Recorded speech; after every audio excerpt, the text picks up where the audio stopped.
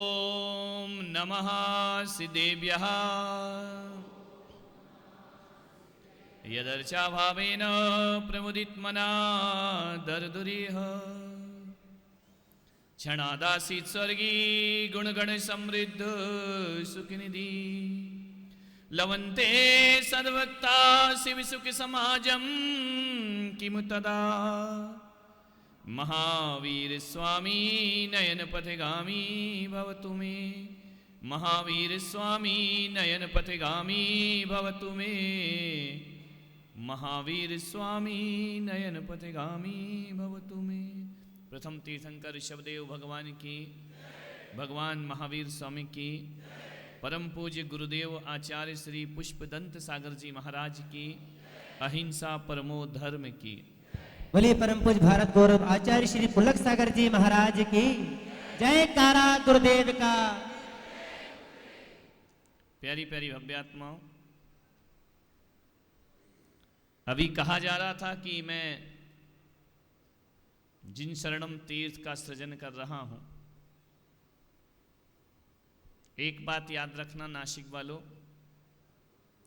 देश में मंदिर बनाना मेरा काम नहीं है, देश को मंदिर बनाना मेरा काम है। मेरा काम है पूरे देश को मंदिर बना दिया जाए, एक एक बच्चे को मंदिर बना दिया जाए, एक एक परिवार को मंदिर बना दिया जाए और एक एक घर को मंदिर बना दिया जाए। ध्यान रखिए मान्यवर, आज एक विषय लेकर आया हूं। विषय थोड़ा गंभीर है।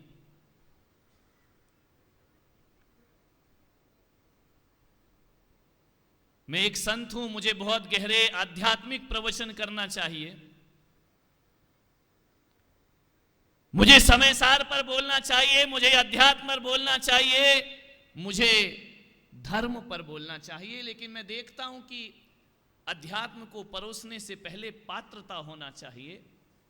आदमी भगवान बनने की होड़ में शामिल है और इंसान नहीं बन पा रहा है। ध्यान रखना, मैं चाहता हूं कि भगवान हम बाद में बन लेंगे, पहले सच्चे और अच्छे इंसान बन करके खड़े हो जाएं, क्योंकि मेरी सोच है, मेरी थिंकिंग है, मेरा विचार है। जहां तक मैं सोचता हूं कि आज का सच्चा और अच्छा इंसान भविष्य का भगवान हुआ करता है। ध्यान रखिए, भगवान कोई आसमान से नहीं उतरा करता है, भगवान हमारे भीतर ही प्रकट हुआ करता है। ना जा मंदिर, ना जा मस्जिद, ना जा तीर्थ स्थान, तेरे मन में बसे हैं भगवान। ध्यान रखिए, जीवन उसी का नाम है। विचार करना है। अमेरिका के राष्ट्रपति इब्राहिम लिंकन, उन्होंने अपने बच्चे को स्कूल में दाखिला कराया।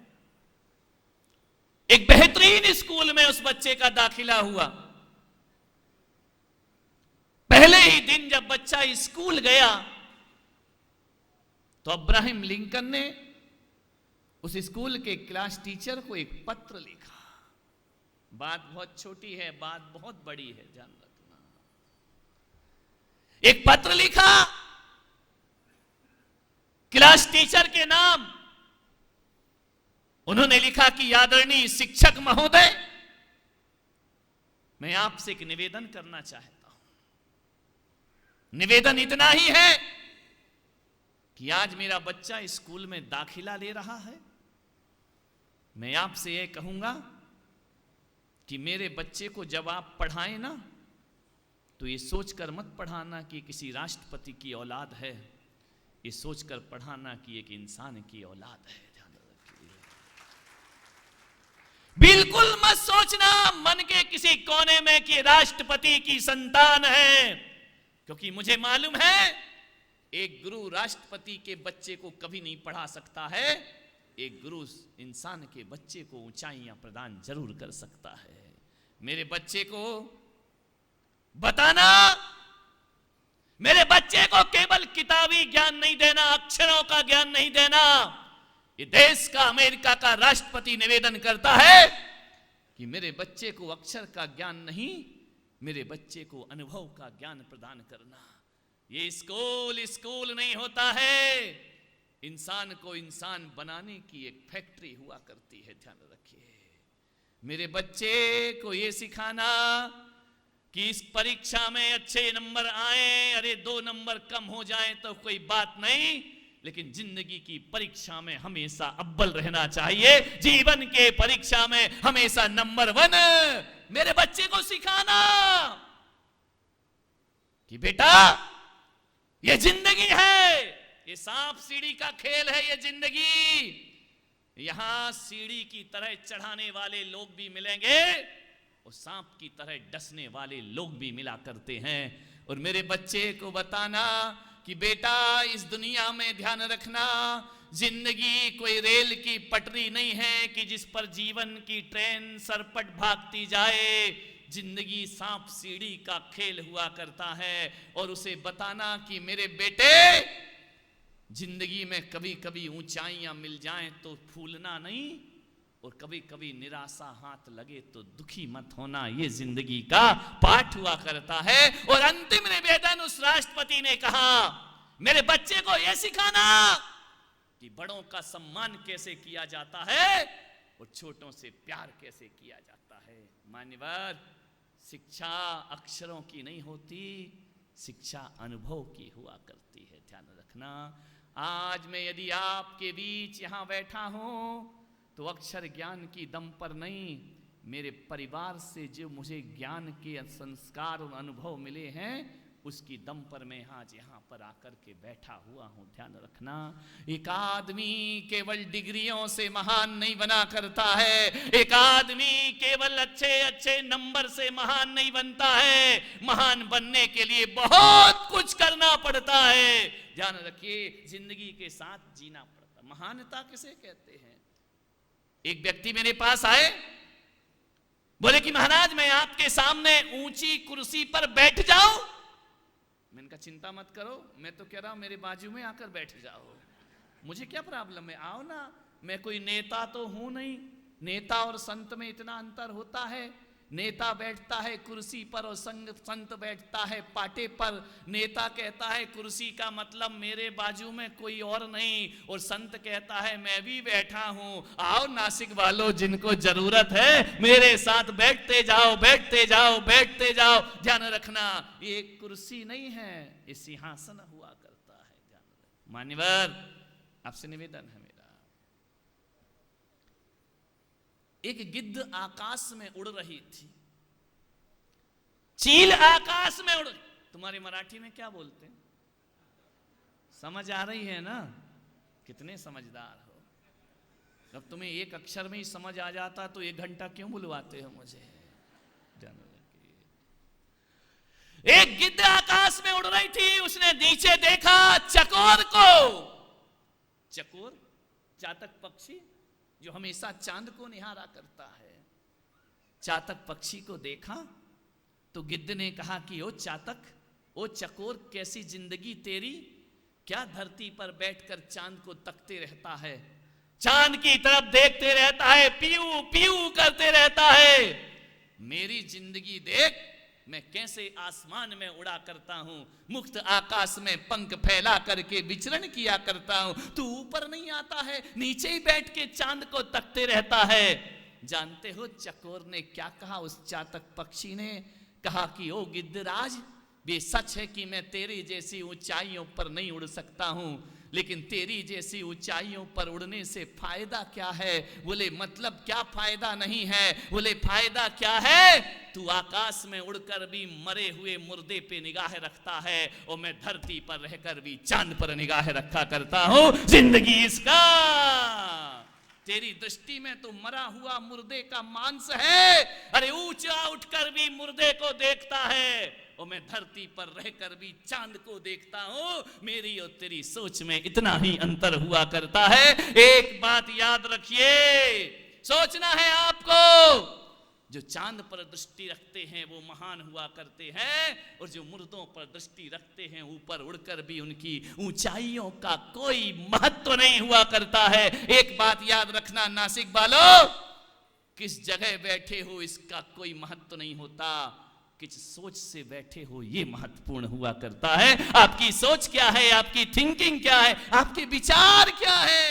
अपने बच्चे को ऐसी डिग्रियां मत दिलाओ कि गिद्ध की तरह आसमान में उड़े और मांस पर नजर रखे। अरे ऐसे संस्कार दो कि नीचे बैठ करके चांद पर देखने की ताकत जो रखता हो वह हमारे जीवन के ये संस्कार देना है। ध्यान रखना, ये बातें स्कूलों में नहीं पढ़ाई जाएंगी, ये पुलक सागर की पाठशाला में ही तुम्हें पढ़ाया जाएगा। ये प्रवचन माला नहीं है, ये मैं कोई प्रवचन नहीं कर रहा हूं, मैं आपसे बातें कर रहा हूं, मैं आपके घरों को संवारने का प्रयास कर रहा हूं, मैं आपके जीवन को बदलने का प्रयास कर रहा हूं। अरे बहुत हो गया मंदिरों का जीर्णोद्धार, आओ अब इंसान का जीर्णोद्धार करें, उसके विचारों का जीर्णोद्धार करें। कहां गई वो संस्कृति हमारी, कहां गई वो हमारी परंपराएं, कहां गए वो हमारे आदर्श। कौन होगा इसका जिम्मेदार? आपने अपने बच्चों को महंगे महंगे स्कूलों में दाखिला कराया होगा, किसी देश के राष्ट्रपति की तरह एक पत्र लिखा है। हाँ, तुम तो कहते हैं हमारे बच्चे को मारना नहीं, नहीं तो जेल में ठूस देंगे, हमारे बच्चे को डांटना नहीं, हमारे बच्चे को प्रताड़ित नहीं करना। और हम जब पढ़ते थे और स्कूल में यदि डंडे पड़ते थे और माँ से बताते थे टीचर ने मारा, तो हमारी माँ कहती थी कोई बात नहीं बेटा, मैंने नहीं मारा, तेरे गुरु ने मारा है ना। मेरी माँ कहती थी कि बेटा मार पड़े धम धम और विद्या आए छम छम ध्यान। कहाँ के वो संस्कार, कहाँ गई वो हमारी परंपराएं? विचार करिए, सोचना है आपको। हमें अपनी प्राचीनता में लौटना पड़ेगा। मालूम है, आपने अपने बच्चे के टीचर को बोला कि इसे कुछ जिंदगी भी सिखाना।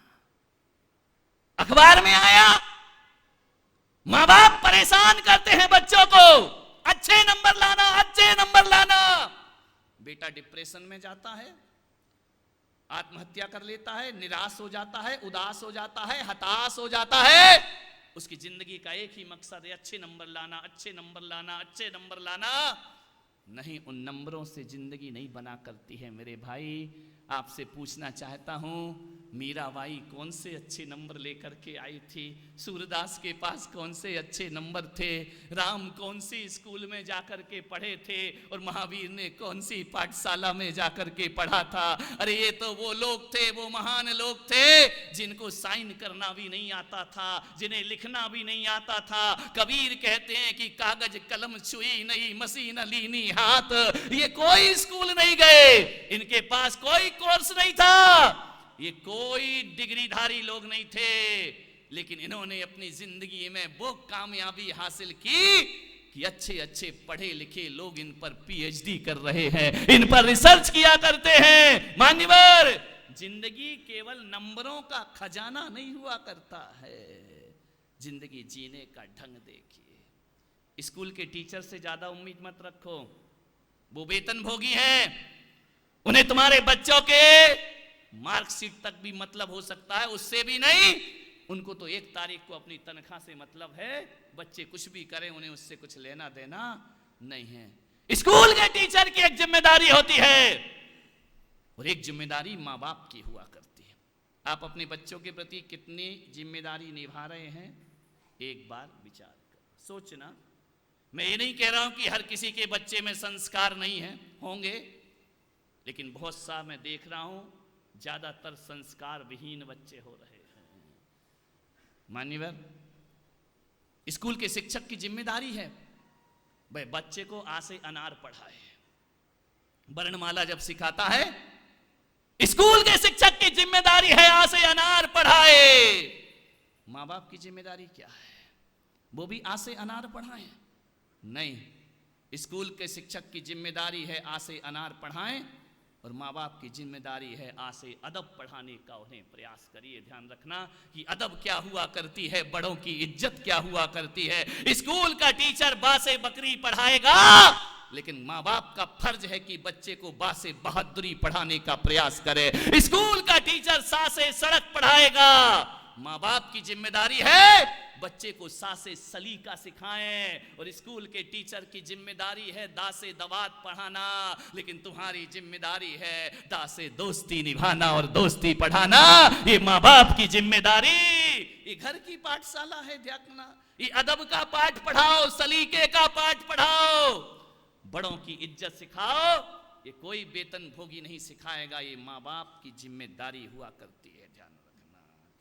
स्कूली शिक्षकों के भरोसे मत रहो। कल मैंने कहा था ना, पूरे प्रवचन में महिलाओं को एक ही बात समझ में आई कि पत्नी को समय दो। एक पत्नी मेरे पास आई, बोले महाराज, मैंने कहा क्या? बोले यहीं चौमासा कर लो। मैंने कहा मामला क्या है? बोले कोई सुधरे या नहीं सुधरे, मेरे तो सुधर जाएंगे। ध्यान रखना, विचार करिए। मैंने कहा था कि पत्नी को समय दो। मेरा आज प्रश्न है आपसे, अपने बच्चे को आप स्कूल भेजते हैं, वह स्कूल चला जाता है, बेहतरीन स्कूल में भेजते हैं।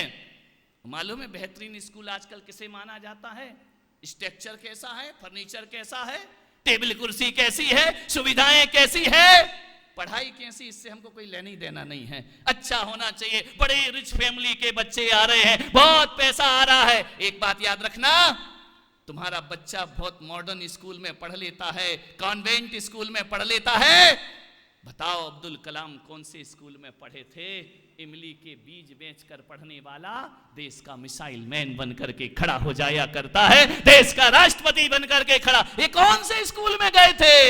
लोगों ने मानसिकता बना ली है कि सरकारी स्कूलों में पढ़ाई नहीं हुआ करती है। मैं पुलक सागर कहता हूं, मैं भी सरकारी स्कूल में पढ़ा हूं। एक बात याद रखना, जिन्हें पढ़ना है वो सड़क पे बैठ के एक खंबे के नीचे भी पढ़ाई कर लेते हैं, और जिन्हें नहीं पढ़ना है वो महंगे स्कूल में भी पढ़ाई नहीं किया करते हैं। स्कूल कौन सा अच्छा होता है? जहां पढ़ाई अच्छी होती है वो स्कूल अच्छा होता है।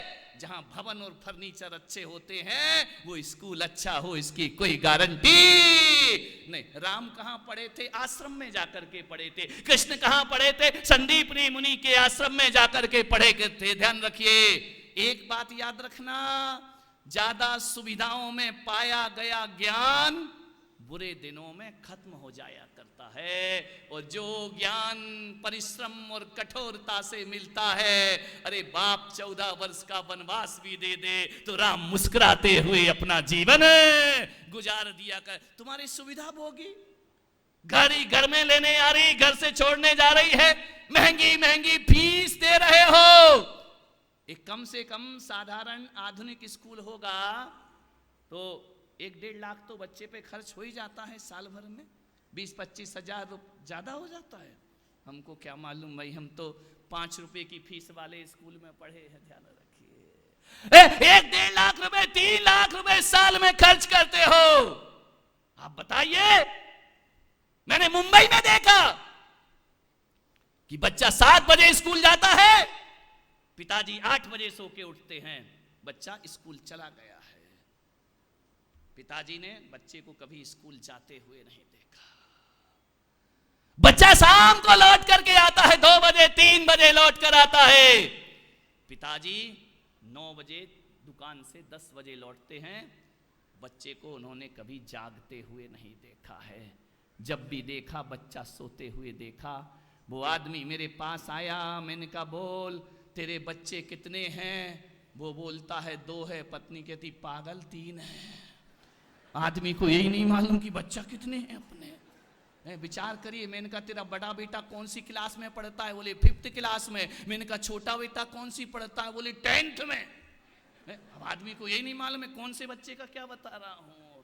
आदमी को फुर्सत नहीं है बच्चों को। कल मैंने कहा था पत्नी को समय दो, और आज मैं कहता हूं कि माँ बाप दोनों मिलकर अपने बच्चों को समय देना चाहिए, अपने बच्चों को वक्त देना चाहिए। बच्चों के लिए समय। मम्मी किटी पार्टी में लगी है, मम्मी यहाँ जा रही, मम्मी वहां घूम रही है, वो अपना करियर बना रही है, वो अपने टैलेंट में लगी है, पिताजी धन कमाने में लगे हैं। बच्चे को कौन संभालेगा? कौन संभालेगा बच्चे को? बड़ा दुर्भाग्य है। मेरा दिल्ली से बिहार हुआ, मैंने क्या देखा, सुबह सुबह मॉर्निंग वॉक में एक महिला जा रही है, एक कुत्ते के बच्चे को गोद में लेकर जा रही है। महाराज मेरे साथ थे, मैंने कहा ये क्या मामला है, कुत्ते के बच्चे को गोद में लेकर जा रही है। यहां तक भी मैं कुछ नहीं बोला, आगे देखा तो क्या देखा, उसके बच्चे को नौकर लेकर चल रहा है।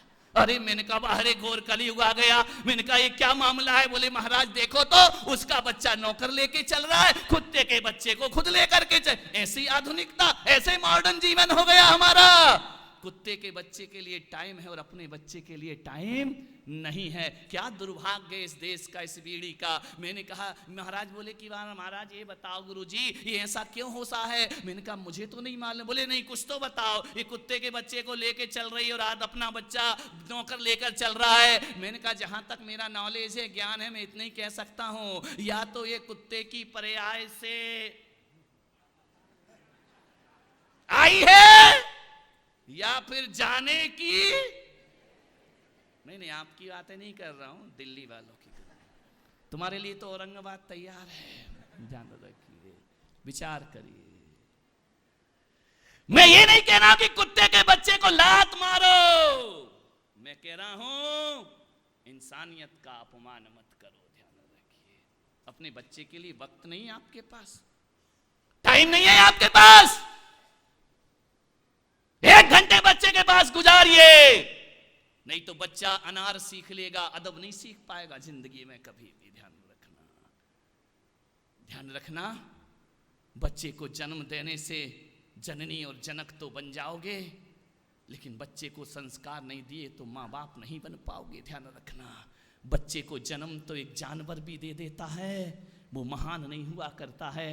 महान तो वो होते हैं जो जन्म देने के बाद माँ बाप का दायित्व निभाया करते हैं, माँ बाप का कर्तव्य निभाया करते हैं, माँ बाप की जिम्मेदारी निभाया करते हैं। क्या निभाया आपने? मैंने उस आदमी से कहा तू 8 बजे दफ्तर चला जाता है, 10 बजे लौटता है, बच्चे के पास टाइम है तेरे लिए? बोले टाइम नहीं है। मैंने कहा तूने उसके लिए क्या इन्वेस्ट किया है? केवल पैसा इन्वेस्ट किया है, उसको सुविधाएं दी है, उसको अच्छे अच्छे कपड़े दिए हैं, उसकी पढ़ाई में पैसा खर्च किया है, केवल पैसा। समय नहीं, समय नहीं है आदमी के पास। ध्यान रखना, समय चाहिए, सबसे ज्यादा कीमती समय होता है। एक बच्चे से मैंने पूछा कि बेटा तू अगले जन्म में क्या बनना चाहता है? छोटा सा था, 4-5 साल का। मैंने कहा क्या बनना चाहता है? बोले मोबाइल। मैंने माथा ठोक ली, मैंने कहा मोबाइल क्यों बनना चाहता है? बोले इसलिए महाराज मैं चाहता हूँ, भगवान से प्रार्थना करता हूँ आप भी आशीर्वाद दें कि अगले जन्म में मैं मोबाइल बनूं। मैंने कहा क्यों, मोबाइल क्यों बनना चाहता है? बोले मेरी मम्मी ने आज तक मुझे अपनी गोद में नहीं उठाया, पिताजी ने नहीं उठाया, लेकिन मोबाइल ऐसा है जिसे कभी अपने हाथ से नहीं छोड़ा है। मैं चाहता हूं मेरे माँ बाप मुझे प्यार करें, मेरे माँ बाप मुझे गले से लगाएं। मेरे पिताजी ने आज तक मुझे छाती से नहीं लगाया, लेकिन मोबाइल छाती पर लगाकर घूमा करते हैं। मेरी माँ ने आज तक मेरे गाल नहीं चूमे हैं, लेकिन मोबाइल हमेशा होठों के पास रहा करता है। ऐसी स्थिति इस देश की बन रही है, ध्यान रखिए। टाइम नहीं है आपके पास। मान्यवर, बच्चों को कौन सिखाएगा चलना? बच्चों को कौन सिखाएगा बोलना? आज एक बच्चा बाप को मार देता है, छोटा सा बच्चा। आते हैं महाराज के दर्शन कर, वो नहीं करता है, जबरदस्ती कराते हैं, वो बाप के गाल में एक चांटा मारते, बाप कुछ नहीं करता, चुपचाप रह जाता है। ध्यान रखिए, क्या अदब। एक हमारा जीवन था कि बचपन में ही मेरे पिता की मौत हो गई, लेकिन मेरी माँ ने माँ बनकर ही नहीं, एक पिता बनकर के भी मेरा पालन किया है, पाल पोस करके बड़ा किया है। और मेरी माँ का वो अनुशासन रहता था कि भरी सभा में भी यदि वो आंख दिखा दे तो हम आंख उठाने की हिम्मत नहीं कर पाते थे। ध्यान रखिए। और आज का बच्चा जब मेहमान आते हैं तभी अपना आचरण प्रस्तुत करता है। हमको तो पहले ही सिखाया जाता था कि बेटा मेहमान आने वाले, आवाज नहीं करना, ध्यान रखना। और हम भी ऐसे थे कि पहले तो मेहमान आते थे तो नाश्ता स्पेशल आता था, बिस्किट ले आए और चाय ले आए। अब हम खड़े खड़े खा तो नहीं सकते, माँ आंख दिखा रही, साइड हो जाओ, बिल्कुल प्लेट छूने का नहीं। अब खड़े खड़े देख रहे कब हटे और बिस्किट आए, कब हटे और बिस्किट आए, कब हटे और बिस्किट आए। पता चला वो सारी बिस्किट खा गया, मन ही मन गाली दे रहे, एक तो छोड़ देता कमबख्त हमारे लिए, खा करके चला गया। गया। ध्यान रखिए, मान्यवर सोचना है, एक आंख में डर जाता था पूरा परिवार। हमारे कोई भाई बहन अपनी मां के सामने जुबान नहीं खोल पाते थे। इन साधुओं ने इन्हें देखा है, साधु बनने के बाद भी हमने कभी अपनी मां को जवाब नहीं दिया। ध्यान रखना, चाहे उनके मन का हो या ना हो, जो उन्होंने कह दिया वो हमारे लिए किसी आगम की आज्ञा से कम नहीं हुआ करता था। ध्यान रखिए, तब जाकर के जीवन महान बना करता है। ऐसा नहीं ये चॉकलेट पिज्जा खिला खिला कर इनका करियर बना रहे हो, इनका भविष्य बना रहे हो, ये बच्चे बड़े हो जाएंगे, ये महान हो जाएंगे। माँ बाप बने हो, दायित्व निभाओ, फर्ज निभाओ। ध्यान रखना, दो बच्चे आपस में लड़ रहे थे, इतना लड़ रहे कि मारपीट पर उतर आए। मैं निकल रहा था, मैंने कहा इधर आओ बच्चों, इधर आओ, क्यों झगड़ रहे हो? बोले किसने कहा हम झगड़ रहे हैं?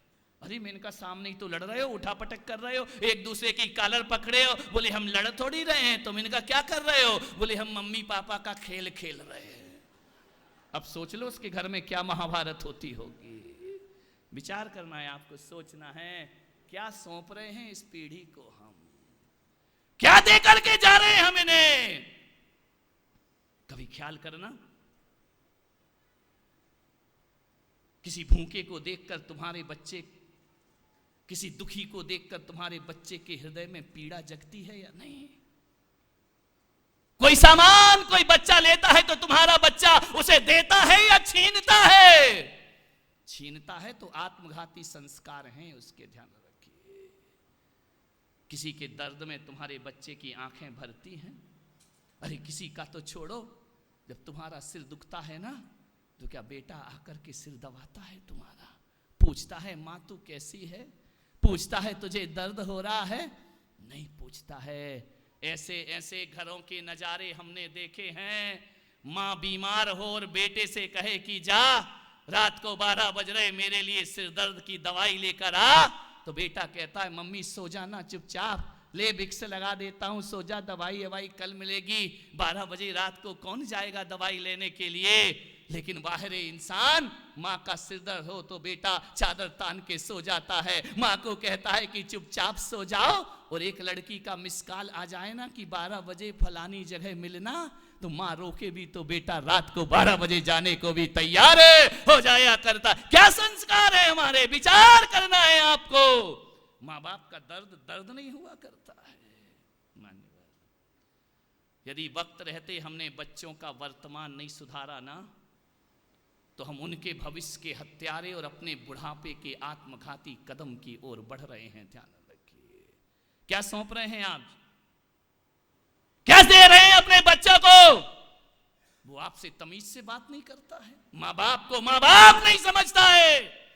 ये कॉन्वेंट की शिक्षाओं ने तुम्हें बच्चे को संस्कार दिए हैं, ध्यान रखिए। ये आधुनिक शिक्षा ने सिखाया है, ये बताया है तुम्हें कि देखो माँ बाप की धज्जियां कैसे उड़ाई जाती है, अपने स्वार्थ में कैसे जिया जाता है। ध्यान रखना, इसलिए मैंने एक दिन कहा था ना कि मेरे प्रवचन में किसी को लाओ या ना लाओ, अपने बच्चों को लेकर के जरूर आइए। ध्यान रखिए, मैं एक निवेदन करता हूं कि जो बातें आप अपने बच्चों को 20 साल तक नहीं सिखा पाते, वो बातें संत 20 मिनट में सिखा करके चला जाता है। और उसके जीवन का, अभी एक बच्चा आया ना मंदार बड़ूचकर, जिसका अभी यहाँ पर स्वागत हुआ, छोटा सा था जब मेरा बारामती में चातुर्मास हुआ था। कभी मंदिर नहीं जाना, पूजा नहीं करना, पाठ नहीं करना। एक दिन क्या उसने मुझे देख लिया, पहली बार आया तो उसे ये नहीं मालूम था कि महाराज को नमोस्तु बोला जाता है। आकर के बोला जय जिनेंद्र। अरे मैंने कहा कौन है? ऊपर से नीचे तक देखा, 4 महीने वो लगन लगी कि उसका घर में मन नहीं लगता है, संतों में उसका मन लगा करता है। जीवन उसका अपने दम पर, आज उसने बहुत बड़ा व्यापार कर लिया बारामती में, बहुत बड़ा। उम्र क्या है उसकी, ध्यान रखिए।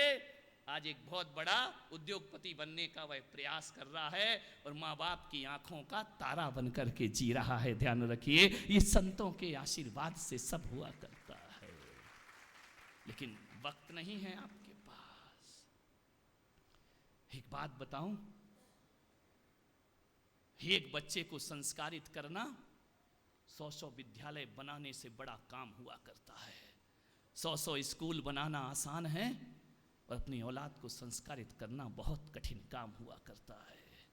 आपके बच्चे आपका कहना नहीं मानते हैं, आपके बच्चे आपको जवाब देते हैं, आपके बच्चों को यह नहीं मालूम है कि चार लोगों के बीच में माँ बाप से क्या बोलना है। ध्यान रखिए। मेरे कमरे में दिन भर नजारा देखता हूं मैं, लोग तुम तो टीवी देखते हो, मैं तो बिल्कुल डायरेक्ट लाइव देखता हूं। मेरे कमरे में शूटिंग चलती रहती है। मान्यवर सोचिए क्या जिंदगी है, कैसा जीवन है हमारा। बच्चों को क्या सिखाएंगे हम?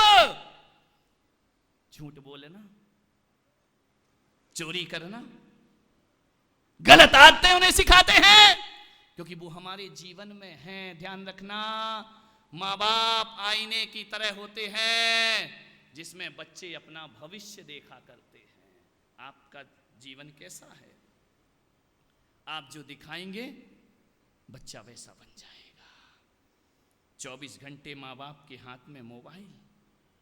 पहले वो होता था, बच्चा स्कूल से आता था, दादी की गोद में बैठता था, मम्मी के पास जाता था, जाकर के हाथ मुंह धोता था, भोजन करता था। आज घरों में जाओ तो ऐसा कर्फ्यू लगा हुआ है कि दादी अपना फेसबुक चला रही है बैठ करके, बहू अपने लगी है व्हाट्सएप पर। ध्यान रखना, कोई इंस्टाग्राम में लगा है, कोई उसमें लगा है। कौन आ गया कौन चला गया किसी को पता, कोई किसी से बोलने को तैयार नहीं है। बहू बेटा को सासू से बोलने का समय नहीं है, बाप माँ बाप को बच्चों से बोलने का समय नहीं। कहां जाएगी जिंदगी? किस आधुनिकता में बढ़ रहे हो? क्या देश के हालात करना चाहते हो? नहीं मेरे भाई, जिंदगी को थोड़ा सा समझने का प्रयास करें। आज वो हालात है कि बच्चा गलत काम कर दे तो एक बाप को उसे डांटने में डर लगता है। ध्यान रखिए, वो घबराता है, कैसे बोलूं। माँ डांटने में घबराती है, वह सर कहती है कैसे बोलूं। एक ही बच्चा है, सुसाइड कर लिया तो धत तेरे की, सुसाइड कर लिया, उसके चक्कर में आप उसे डांट नहीं सकते हैं। एक बच्चा बड़ों को जवाब देता है, आपके हाथ में इतनी ताकत नहीं कि एक गाल पर उसके एक चांटा मार दिया जाए। ध्यान रखना, नहीं बच्चा है, ध्यान रखना। ये बहुत आत्मघाती संस्कार है। मालूम है, मैंने अपने जीवन में एक बार झूठ बोला था। बचपन में मैंने एक बार झूठ बोला, और झूठ कितना भी बोलो एक दिन पकड़ में आता है।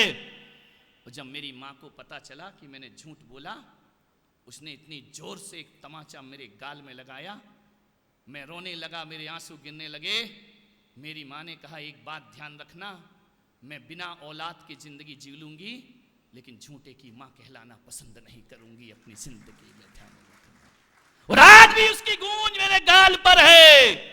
उन्होंने कहा था कभी जिंदगी में झूठ मत बोलना, कितनी भी मुसीबत आ जाए, कितने भी संकट आ जाए, बेटा जिंदगी में हमेशा सच बोलना। यदि तूने जिंदगी में सच बोला तो एक बात याद रखना, मैं समझूंगी मेरा मां बनना सार्थक हो गया, मेरा तुझे जन्म देना सार्थक। कभी सिखाया आपने अपने बच्चे को? खुद ही झूठ बोलती रहती हो। वहां से फोन आ रहा है, मोबाइल पर फोन आ रहा है, कौन है? बच्चे को कह रही बोल दे मम्मी बाहर है। धत तेरे की, मम्मी तो पास में बैठी है। बोल दे, बोले क्यों? बोले माथा खाएगी। उठा ले फोन, बोल दे। बोले हेलो, बोले क्या हुआ? बोले मम्मी कहाँ है बेटा? बोले मम्मी बाहर गई है। बोले कब आएगी? बोले मम्मी से पूछ के बताता हूँ। बच्चे क्या जाने बेचारे, उन्हें क्या पता क्या है। तुम झूठ बोलना सिखा रहे, तुम। मोबाइल ने इतना झूठ बोलना सिखाया, इतना झूठ बोलना सिखाया है, जितना झूठ पहले नहीं बोला जाता था उतना। अभी रात को एक आदमी मेरी भैयावृत्ति कर रहा, पैर दबा रहा, हाथ दबा रहा, पत्नी का फोन आया, कहाँ हो? बोले बस रास्ते में हूं। अरे मैंने कहा रामलाल बैठा यहाँ रास्ते में। मैंने कहा अभी तू गया कहाँ? अरे बोले पत्नी का फोन लगाती रहती है। अरे तो मैंने कहा तूने क्या बोला? बोले रास्ते में हूं। पत्नी भी नासिक की थी, और कहीं की थोड़ी थी, गांव गंवारे की। नासिक की थी। बोले गाड़ी चला रहा? बोले हाँ। बोले हार्न बजा के बता। रामलाल को मेरे सामने मुंह से पी पी करना पड़ा। ये झूठ बोलने के संस्कार मोबाइल सिखा रहा है। ध्यान रखिए, बचाइए इनसे अपने बच्चों को। सोचना है आपको। एक मम्मी किटी पार्टी में जा रही है, सज रही है, संवर रही है, पापा ऑफिस में गए हैं, मम्मी क्या करे? उनको बोलो धर्म कर लो, टाइम नहीं है हमारे पास। बच्चे को कुछ सिखा दो, टाइम नहीं है हमारे पास। कहां जा रही है? किटी पार्टी में जा रहे। जाओ, मुझे क्या लेना देना, कहीं जाओ। जा रही है, मालूम है क्या हुआ? बच्चे ने पूछा कि मम्मी कहां जा रही हो? अब बताऊं कैसे कहां जा रही हूं? बोले बेटा कहीं नहीं, मैं पापा के साथ कहीं घूमने जा रही हूं। मैं भी चलूं? नहीं, अच्छे बच्चे नहीं जाते। उसने कहा अच्छे बच्चे नहीं जाते तो अच्छी मम्मी जाती है क्या? ध्यान रखना, बच्चे बड़े होशियार हो गए हैं। बोले बेटा एक काम कर, मैं जा रही हूँ पापा के साथ घूमने, यदि कोई आए और पूछे मम्मी कहाँ गई है तो कह देना कि पापा के साथ बाजार गई है, मैं तुझे 2 रुपए देती हूँ, आइसक्रीम खा लेना। अब बच्चे तो आइसक्रीम में कुछ भी कर दिया करते हैं। गर्मी के दिन थे, दे के 2 रुपया, चली गई, बैठ करके लिपस्टिक पोत पात के चली गई घूमने के लिए। उस दिन दुर्भाग्य से क्या हुआ कि जल्दी पापा ही आ गए। घर में पापा जल्दी आ गए दुकान से। उन्होंने कहा बेटा मम्मी नहीं दिख रही है। बोले पापा? बोले हाँ। बोले सही बताऊं? बोले हाँ। बोले वो पापा के साथ बाहर घूमने गई है। अब बाप कह रहा है दूसरा पापा कहां से आ गया तेरा? ध्यान, बच्चे कच्ची मिट्टी हैं, इन्हें जो चाहो वो बना सकते हो। ये आत्मघाती संस्कार हैं, बच्चे का भविष्य बिगाड़ देंगे। झूठ बोलते हो, छोटी छोटी बातों पे झूठ, जिन बातों का कोई महत्व नहीं हुआ करता है। आज बात छोटी है, कल बात बहुत बड़ी बन जाएगी। ध्यान रखना, आज बच्चा आपके लिए झूठ बोल रहा है, कल बच्चा आपसे भी झूठ बोलेगा। ध्यान रखिए, जिंदगी को संभालने का प्रयास करिए। क्या चलता है आजकल? वो टीवी और चलता है एक, देखो ना ऐसे मुफ्ती। अब तो टीवी भी गया बेचारा, वो भी रो रहा है बैठा बैठा। अब तो सारा टीवी हाथ में ही आ गया है, मोबाइल पर ही आ गया है। ये सारा चीज आप देखा करते हैं, विचार करिए आप क्या होगा हमारी संस्कृति और सभ्यता का। मालूम है टीवी पर एपिसोड देखा करते हैं सब लोग, महिलाएं भी देखती हैं, आदमी भी देखते हैं। इसमें कोई दूध का धुला हुआ नहीं है, ध्यान रखना। सब अपने अपने अनुसार देखा करते हैं। टीवी चल रही है, वो चलते ना क्या क्या क्या चलता रे, वो स्टार प्लस और क्या क्या आता है? नहीं इतनी सीधी मत बनो तुम, ध्यान रखना, विचार करिए। टीवी पर देख रहे हैं, एपिसोड देख रहे हैं, ऐसे ऐसे एपिसोड आते हैं टीवी पर, 40-40, 50-50 एपिसोड आते हैं। मालूम है उनमें क्या होता है? उन धारावाहिक में क्या होता है? कुछ नहीं होता है। एक प्रेमिका किसी पत्नी का घर उजाड़ा करती है और कुछ नहीं करा करती है, उसके लिए लड़ा करती है, उसके लिए झगड़ा किया, उसे तुम बड़े आराम से देखा करते हो।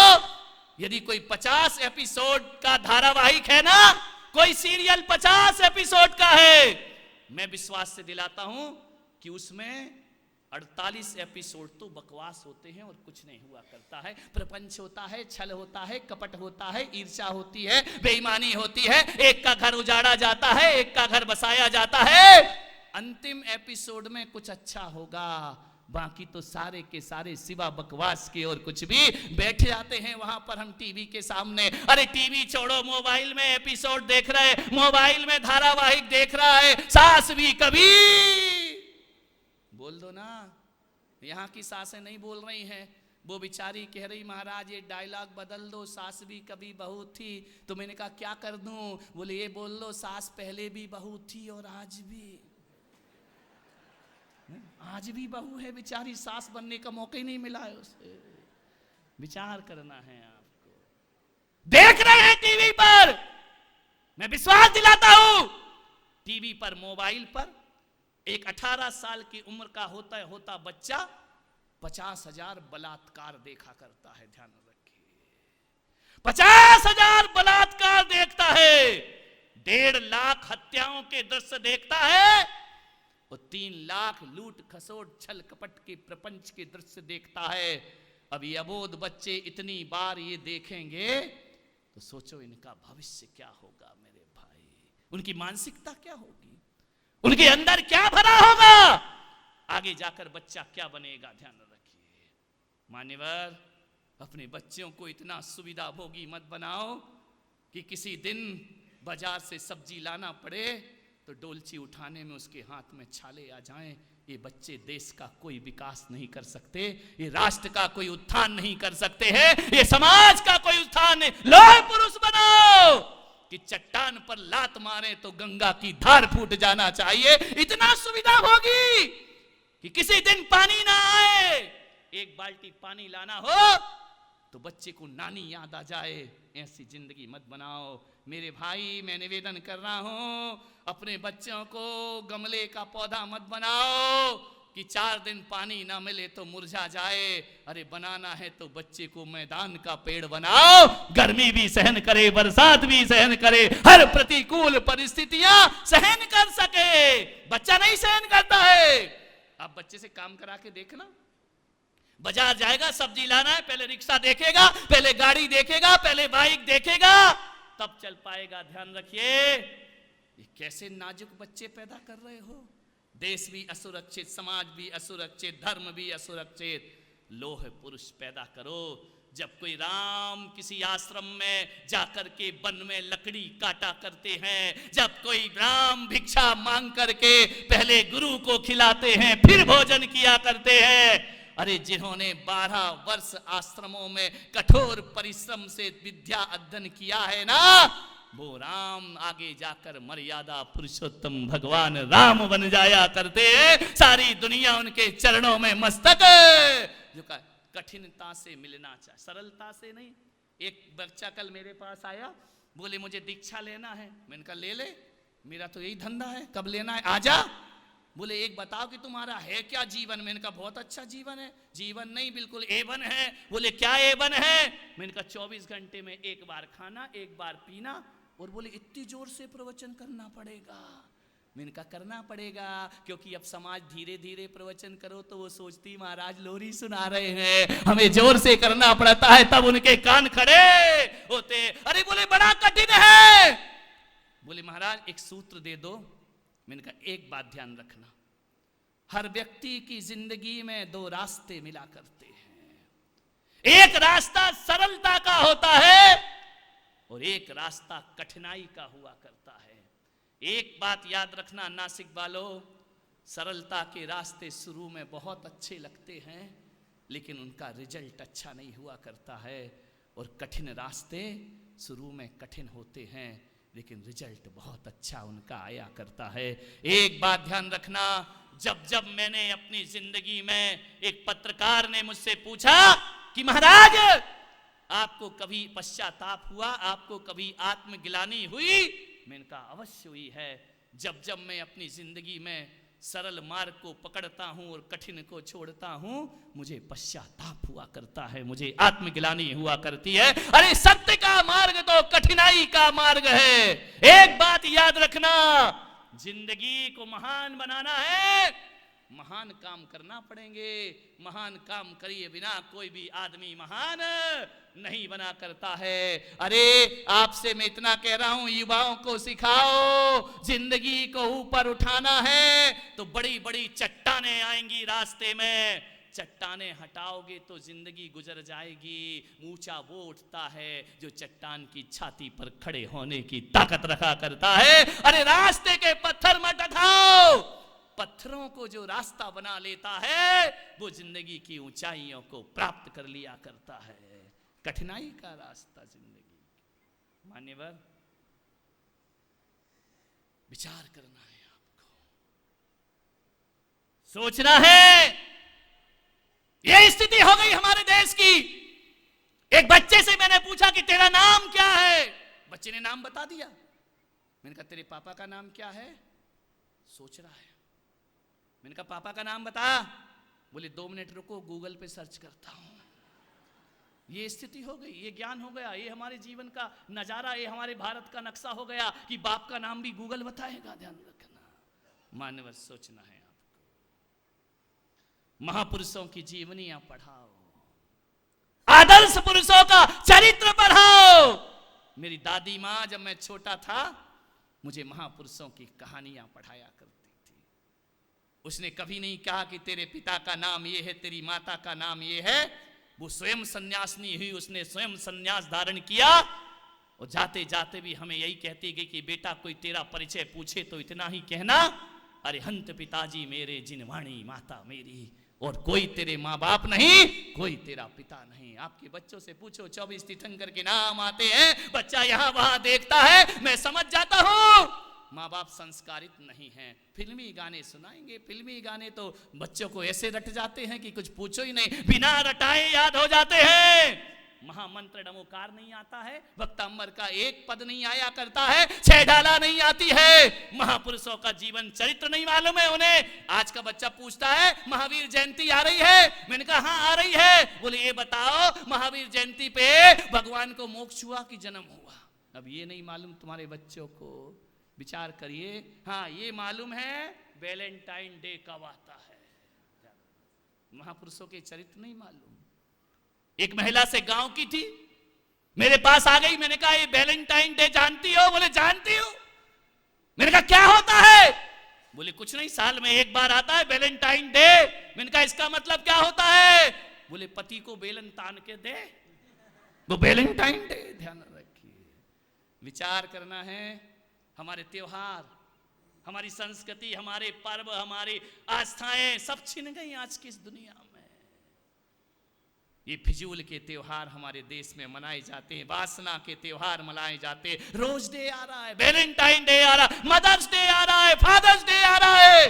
जिन माँ बाप ने तुम्हें जिंदगी दी है उस माँ बाप के लिए एक ही दिन मदर्स डे, बस। उसके बाद कौन माँ कौन बेटा?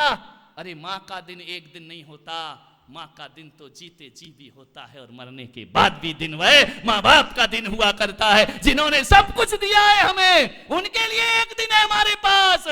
ये विदेशी त्योहार हमारी देश की संस्कृति को मटिया मैट कर रहे हैं। इसलिए मैं निवेदन कर रहा हूं, महावीर जयंती को इतना प्रभावशाली बनाओ कि वासना के त्योहार अपने आप तिरोहित हो जाएं। ध्यान रखिए, हमें उन्हें मिटाना नहीं है, हमें अपनी महावीर जयंती की लकीर बड़ी करना है। ध्यान रखिए, कोई घर वंचित ना रहे।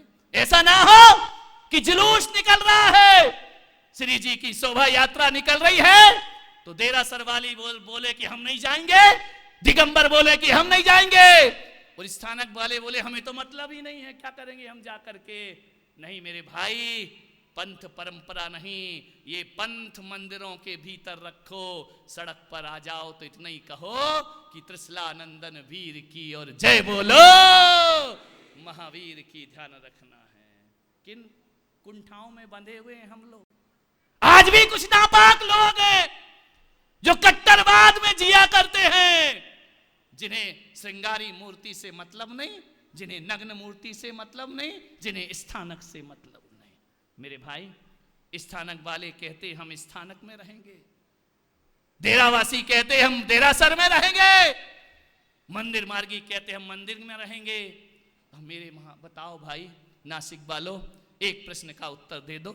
स्थानक वाले स्थानक में रहेंगे, डेरावासी उपासरे में रहेंगे, दिगंबर अपने मंदिरों में रहेंगे, तो एक बात तो बता दो, फिर मेरे महावीर कहां रहेंगे? विचार करिए।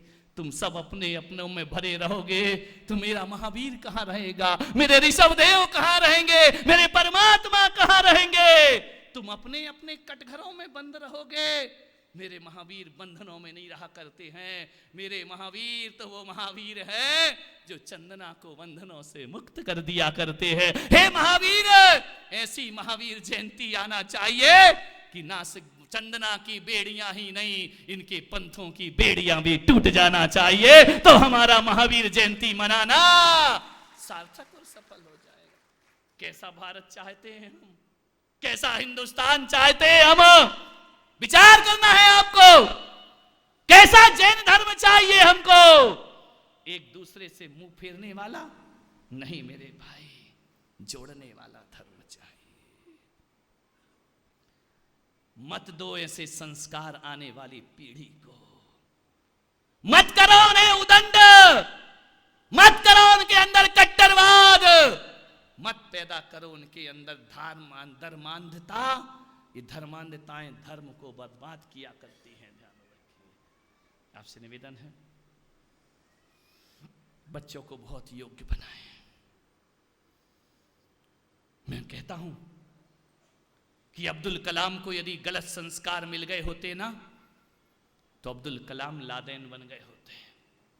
वो लादेन को अच्छे संस्कार मिल गए होते तो लादेन अब्दुल कलाम बन गया होता। ध्यान रखिए, हिटलर को अच्छे संस्कार मिलते तो हिटलर महावीर बन करके खड़ा होता, और महावीर को गलत संस्कार मिलते तो शायद हमारे महावीर भी हिटलर बन करके खड़े हो गए होते। ध्यान रखिए, हम क्या संस्कार दे रहे हैं लोगों को, अपने बच्चों को क्या सिखा रहे हैं?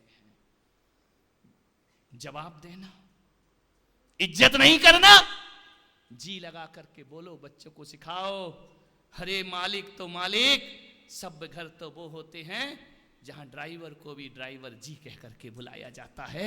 समझना, वो सभ्यता के घर हुआ करते हैं। सभ्यता के घर वो होते हैं जहां नौकर को भी नौकर कहकर नहीं बुलाया जाता है, जहां नौकर को भी बेटा कह करके बुलाया जाता है। एक बार बुला के तो देखो, नौकर को बेटा कहोगे ना तो वो नौकर तनख्वाह कम ले लेगा, लेकिन तुम्हारा घर कभी छोड़ना नहीं चाहेगा, हमेशा को वह समर्पित रहेगा।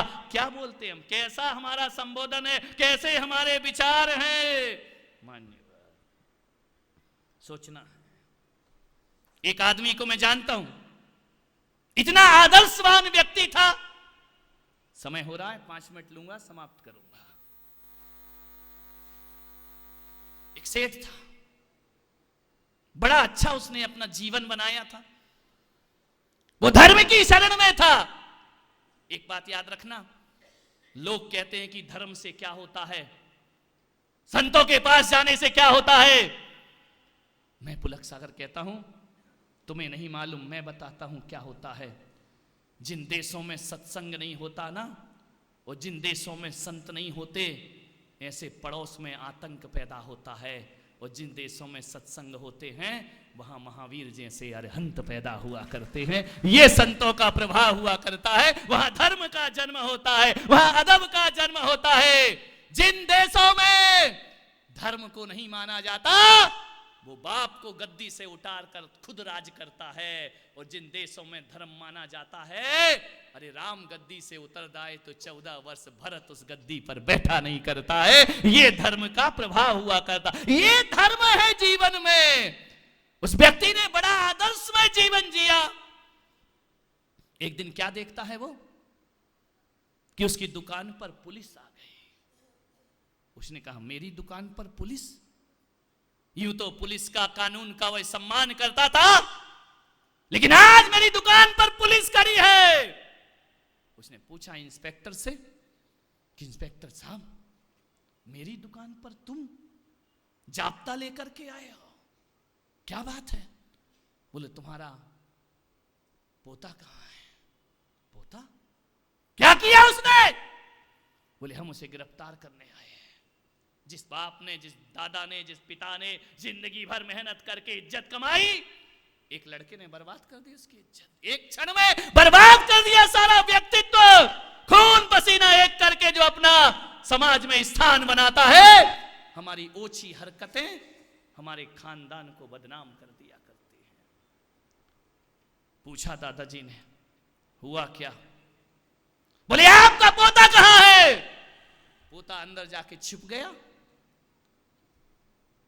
उसने पूछा, पोता अंदर है, आप अंदर जा सकते हैं। इंस्पेक्टर ने कहा, यूं तो हम आपकी बहुत इज्जत करते हैं, हमें खुद शर्मिंदा होना पड़ रहा है कि हमें आपके घर में गिरफ्तारी के लिए आना पड़ा। उसने कहा, बात बताओ क्या हुआ? बोले, अंदर जाओ, लड़के को निकाल के लाओ। लड़के को निकाल कर लाए। बोला, आज इस लड़के ने कॉलेज में गलत हरकत की है, एक लड़की के साथ दुर्व्यवहार किया है, एक लड़की के साथ इस व्यक्ति ने सही हरकत नहीं की है। लड़की की शिकायत पर हम इसे गिरफ्तार करने आए हैं। दादाजी का माथा झुक गया, पिता का माथा झुक गया। दादाजी ने कहा कि ले जाओ इसे। जाते जाते मालूम है, उस दादाजी ने पुलिस वाले को बुलाया और 11,000 रुपए उसके हाथ में रख दिए। बच्चे ने देखा, पोते ने, कि बस मजा आ गया, ये हमारा भारत देश है, रिश्वत लेते पकड़े जाओगे और रिश्वत दे के छूट जाओगे। बोले, अब मेरा कुछ होने वाला नहीं, पैसा पकड़ा दिया। मालूम है, इंस्पेक्टर ने कहा कि दादाजी, आप जैसा आदर्शवान व्यक्ति मुझे हाथ में पैसे दे रहा है। बोले क्या सोचते हो आप? इसलिए पैसा नहीं दे रहा हूं कि इसे छोड़ देना, मैं पैसा इसलिए दे रहा हूं कि आज इस बच्चे को इतनी मार लगाना, कोई मरम्मत नहीं करना इस पर, इतना मारना इसे कि दोबारा किसी लड़की को छेड़ना तो छोड़ो, उस पर बुरी नजर डालने में इसकी रूह कांप जाए, इतना दंड इसे देना चाहिए, इतनी सजा इसे दे, दोबारा हिम्मत ना कर सके। मैं नहीं कहूंगा कि मेरे बच्चे को छोड़ो, मेरे बच्चे को इतना दंडित किया जाए कि किसी भी लड़की पर दोबारा निगाह उठाने की कोशिश ना कर पाए। मान्यवर, आपके घर में ये होता तो आप क्या करते? अपने अंदर में झांक करके देखो। आप पैसा बच्चे को दंड देने के लिए देते या छुड़ाने के लिए देते? एक बात बताइए, जब चौराहे पर किसी लड़की का बलात्कार होता है ना, तो कैंडल मार्च करते हैं हम लोग, पूरे देश में हो हल्ला कर देते हैं। दिल्ली में एक लड़की के साथ रेप हुआ, पूरा देश आंदोलन कर उठा। क्या बात है ये? पूरा देश कहता है उसे फांसी पर लटका दो। सारे लोगों ने अदालत से कहा इसे सजा दे दी जाए। विचार करो, हुआ क्या? कुछ नहीं हुआ ना। विचार करिए, एक लड़की जिंदगी से हाथ धो करके बैठ जाया करती है। मुझे एक बात बता दो नासिक वालों, यदि उन दरिंदों में तुम्हारा लड़का होता तो फिर क्या तुम ये आंदोलन करते कि उसे फांसी पर लटका दो? बोलो, इतनी हिम्मत थी तुम्हारी जो तुम कहते कि इसे फांसी दे दो? तुम बचाने का प्रयास करते, क्योंकि वो अपनी औलाद है, ध्यान रखना। दूसरे की औलाद है तो फांसी पर चढ़ा दो, और यही काम तुम्हारा बेटा करे तो तुम लाखों की दौलत पानी सा बहा दोगे और ये कहोगे अभी नाबालिग था। मान्यवर ध्यान रखिए, अपना बेटा गलत करे तो नाबालिग है, दूसरे का गलत करे तो फांसी पर चढ़ाओ। मैं आज नासिक में महावीर जयंती के अवसर पर इतना ही आपसे निवेदन करता हूं, बेटा दूसरे का हो या अपना हो, एक बात सोचना कि वो लड़की कोई और की नहीं, यदि अपनी होती तो तुम्हारे दिल पर क्या बीतता, तुम्हारे दिल पर क्या आता। ऐसी दरिंदगी मैं माँ बाप से निवेदन कर रहा हूं। आपका बेटा यदि गलत करे, मालूम है भ्रष्टाचार क्यों है, करप्शन क्यों है, चरित्रहीनता क्यों है, आज बच्चियां सुरक्षित क्यों नहीं है मालूम है? देश की वजह से नहीं, टीवी की वजह से नहीं, आज असुरक्षित है तो वह माँ बाप की वजह से। ध्यान रखना, तुम्हारा बच्चा आता है तो तुम बचाते हो। यदि इतने ही ईमानदार हो और तुम्हारा बच्चा यदि किसी लड़की के साथ गलत काम करते आए ना, तो घर से हाथ पकड़ के घसीट कर उसे लाओ और चौराहे पर खड़ा करके बोलो कानून बाद में सजा देगा, पहले मैं इस दरिंदे को सजा देता, तब देश में सुधार होगा। देश में सुधार आंदोलन से नहीं हुआ करता है, देश में सुधार बड़े बड़े नारों से नहीं हुआ करता है। आपका बेटा गलत करे, आप पुलिस को सौंपिए, इसे इतना दंड दिया जाए कि किसी और लड़की पर आंख उठाने की हिम्मत ना कर सके। इतनी ईमानदारी है। आज एक बहन अपने भाई को बचाती है, आज एक माँ अपने बेटे को बचाती है, आज एक बाप अपने बेटे को बचाता है, और दूसरे का बच्चा हो तो कहते उसे फांसी पर लटका दिया जाए। ध्यान रखिए, ये जिम्मेदारी किसकी है? आपकी है। देश सुधारना चाहते हो ना, समाज सुधारना चाहते हो ना, घर में अपराध छिपाते हो, बाहर उजला मुंह दिखाते हो। ध्यान रखना, बाहरी समाज एक कैसा दोहरा जीवन जी रही है, बाहरी समाज एक कैसा दोहरा जीवन जी रही है। मंदिर में पानी छान कर अकेले में शराब पी रही है, बाहरी समाज एक कैसा दोहरा जीवन जी रही। कैसी जिंदगी है हमारी? दूसरों के लिए कानून, दूसरों के लिए दंड व्यवस्था, अपने बच्चे को बचाना नहीं। हर माँ एक कसम खा ले, हर बहन एक कसम खा ले, जब राखी बंधवाए तो ये कसम दे अपने भाई को, ये मत बोले कि मुझे क्या उपहार दिया, उससे कहना कि बेटा मेरे भाई मैं राखी बांध रही हूं, जैसे मैं तेरी बहन वैसे दुनिया की लड़कियां तेरी बहन होना चाहिए, जैसे मेरी इज्जत तू रखेगा वैसे सबकी इज्जत तुझे रखना है। एक बात याद रखना, यदि इन चीजों को नहीं रोका गया तो एक दिन आपकी बेटी भी सड़क पर गुजरेगी, एक दिन आपकी बेटी के साथ भी यही होगा। ध्यान रखिए, अपने बच्चों को अच्छे संस्कार दीजिए। पहले के लोग पंच कैसे होते थे मालूम है? पूरी समाज का फैसला करते थे। पहले के लोग अदालत नहीं जाते थे, पहले के लोग कानून का सहारा नहीं लेते थे। उनका जमीर ही उनका कानून हुआ करता था, उनका चरित्र ही उनका कानून, उनका आदर्श ही उनका कानून होता था। मान्यवर, 5 पंच देखते थे कि इस आदमी ने गलत काम किया है तो उसका सामाजिक बहिष्कार हो जाया करता था। आज सामाजिक बहिष्कार कहाँ होता है? आज समाज से किसी को डर ही नहीं पड़ी है, अध्यक्ष मंत्री से कोई डरता ही नहीं है, समाज से कुछ लेना ही देना नहीं है। आज का युवा कहता है समाज ने हमारे साथ क्या किया जो समाज के लिए करे, हम किसी से नहीं डरते हैं। जब ये शैलियां भारत में आएंगी कि हम किसी से नहीं डरते हैं, भारत का उत्थान होने वाला नहीं है। ध्यान रखना, भारत का विकास होने वाला नहीं है। पहले समाज के पंचों से लोगों को डर लगा करता था। क्यों लगता था? पंचों का भी अपना एक चरित्र होता था। वो दूसरों के घरों के फैसले नहीं करते थे। यदि उनका बच्चा भी गलत कर दे तो पंच कहते थे मैं अपने बच्चे का त्याग करता हूं और आज से इस बच्चे से मेरा कोई संबंध नहीं है। इतनी ताकत तुम लोगों में है? तुम्हारा बच्चा गलत करे तो औलाद का त्याग कर सकते हो, परित्याग कर सकते हो? नहीं, एक ही बेटा है। तेरे को एक बेटा ने तो देश बर्बाद कर दिया है। ध्यान रखना, क्या करे, चरित्र की कीमत होती है जिंदगी में, वह हमारे पास होना चाहिए। गलती कोई भी करे, भगवान ऋषभदेव ने जब देश का संविधान बनाया तो उन्होंने एक ही सूत्र दिया, दंडनीय को दंड और वंदनीय की वंदना करिए, तब जाकर के देश निहाल हुआ करता है। क्या सौंप रहे हम? दूसरों की बुराइयां खुद करते हैं, बच्चों से कराते हैं। चाची कैसी है? वो तेरी बुराई कर रही थी। क्या सिखा रहे हो आप अपने बच्चे को? दादी क्या बोल रही थी? मौसी क्या बोल रही थी? चाचा जी मेरे बारे में क्या बोल रहे थे?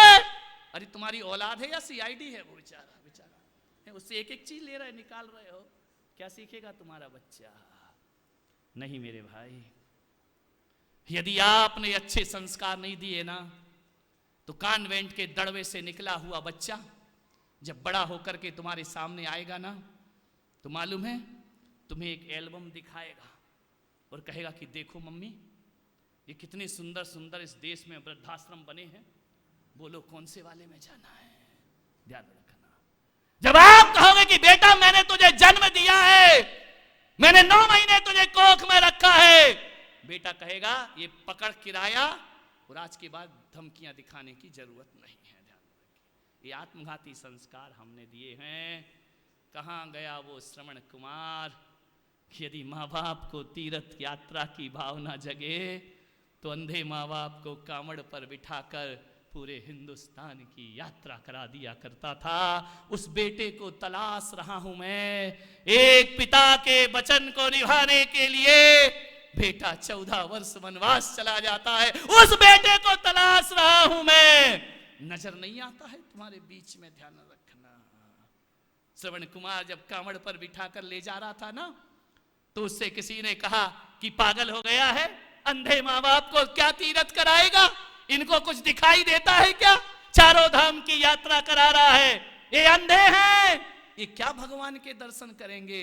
श्रवण कुमार ने कहा मैं जानता हूं मेरे माँ बाप अंधे हैं, उन्हें दिखाई नहीं देता है, तो फिर क्यों श्रवण कुमार कांवड़ पर बिठाकर हिंदुस्तान की यात्रा करा रहा है? श्रवण कुमार ने कहा मैं भारत का बेटा हूं, मैं हिंदुस्तान का बेटा हूं, मैं जानता हूं कि मेरे माँ बाप अंधे हैं, वो भगवान को नहीं देख पाएंगे, लेकिन मैं इतना भी जानता हूं मेरा भगवान अंधा नहीं है, वो मेरे माँ बाप को देख लेगा, उसकी निगाहें मेरे माँ बाप पर। भगवान तो अंधा नहीं है ना, माँ बाप अंधे हैं तो क्या हुआ? ध्यान रखिए मान्यवर, क्या भाषा थी, क्या सोच था, क्या चिंतन था, क्या शैली थी, क्या संस्कार थे, आज हमारे घरों में दिखाई नहीं दिया करते।